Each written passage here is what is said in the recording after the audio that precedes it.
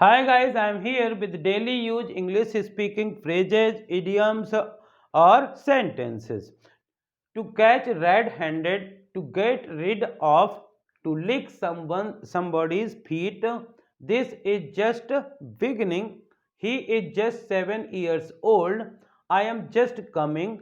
To give a bribe, to pass a sleepless night, to flee away, to poke one's nose. These are 10 phrases और idioms which we use in our daily life. तो इसी प्रकार के sentences, idioms और phrases के लिए please subscribe कीजिए Pankaj institute of English तथा इसे ज़्यादा से ज़्यादा लाइक और शेयर करिए। देखते हैं इन sentences का या इन idioms का कहाँ पे यूज होता है, कैसे यूज कर सकते हैं।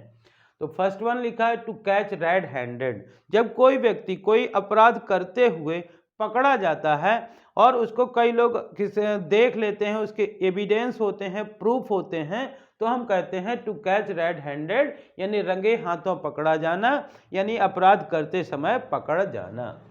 To get rid of, to get rid of मतलब होता है छुटकारा पाना, यानी किसी काम को करने से करना बंद कर देना या वो काम पूरा हो जाना, दोबारा ना करना पड़े, इसी को हम बोलते हैं टू गेट रिड ऑफ, छुटकारा पाना। जैसे ही want to get rid of his job, वह अपने जॉब से छुटकारा पाना चाहता है।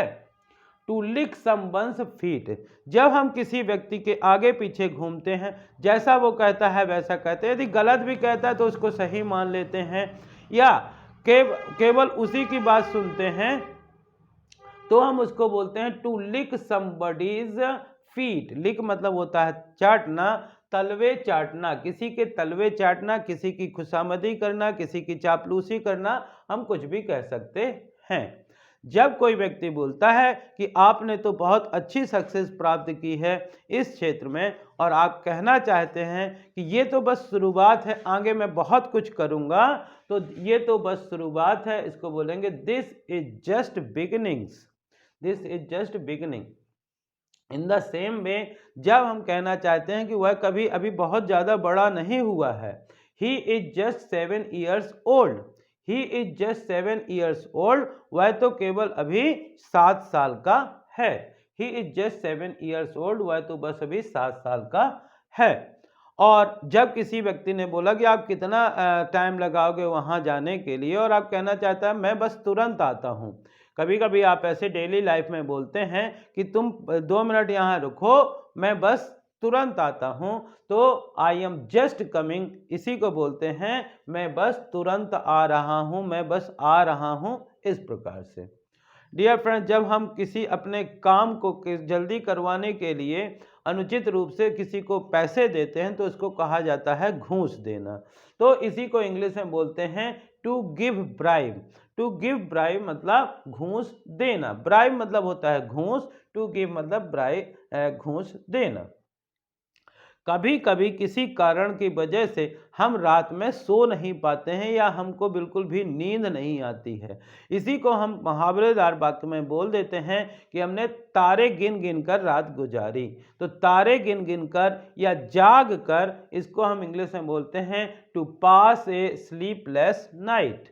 To pass a sleepless night मतलब तारे दिन गिन गिन कर रात गुजारना या जाग कर रात गुजारना। और जब कहते हैं कहीं से भाग जाना हो या भाग जाने की, तुरंत चले जाने की बात हो, तो बोलते हैं to flee away. To flee away का मतलब होता है 9-2-11 होना या भाग जाना, 9-2-11 होना या भाग जाना। कुछ लोगों की आदत होती है कि दूसरे के मैटर के बीच में कुछ ना कुछ बोलते हुए, सपोज आप अच्छे कपड़े पहन के आए और आपने पूछा कैसा है, या नहीं भी पूछा तो अपने आप वो बोल देते हैं अरे यार ये कपड़े अच्छे नहीं लग रहे हैं, जम नहीं रहे हैं, ये कलर अच्छा नहीं लग रहा है। इस प्रकार के लोगों को हम बोलते हैं बीच में टांग अड़ाना। बीच में टांग अड़ाना, इसको इंग्लिश में बोलते हैं to poke ones nose. To poke ones nose, इसीलिए कहा जाता है don't poke your nose in any ones matter.